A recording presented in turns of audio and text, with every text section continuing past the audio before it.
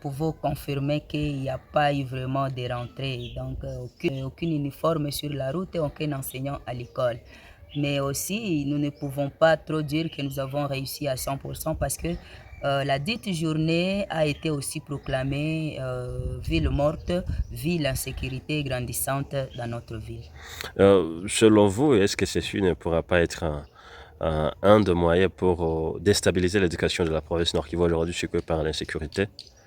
Bien sûr, l'insécurité a déjà déstabilisé cette éducation, mais aussi à cela s'ajoute, on ne sait pas si on peut parler de la mauvaise volonté du gouvernement qui doit à tout prix chercher solution à ces deux points, l'insécurité et la grève des enseignants.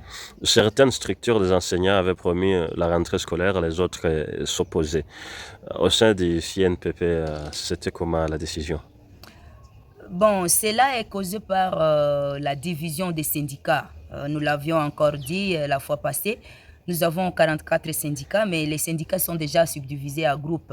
Il y a les syndicats qui participent à des assises, les autres qui ne participent pas.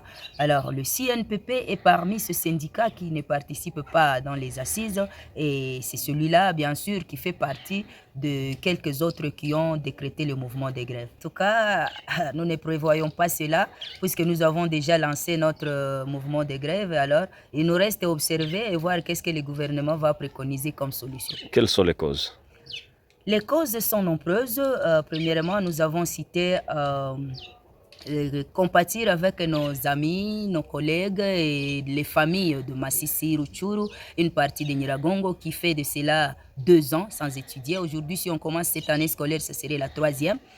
Deuxième grande cause, c'est la négligence d'honorer les promesses longtemps données à l'enseignant. Le CNPP en soi n'a rien à faire, mais la base, les syndicats de cette structure se disent mieux vaut tomber dans une année blanche que de continuer à faire tuer les enfants inutilement. Parce que vous comprenez que quand on va travailler, surtout un noble métier comme l'éducation, sans être dans son bain, les enfants deviennent les victimes de cet aspect.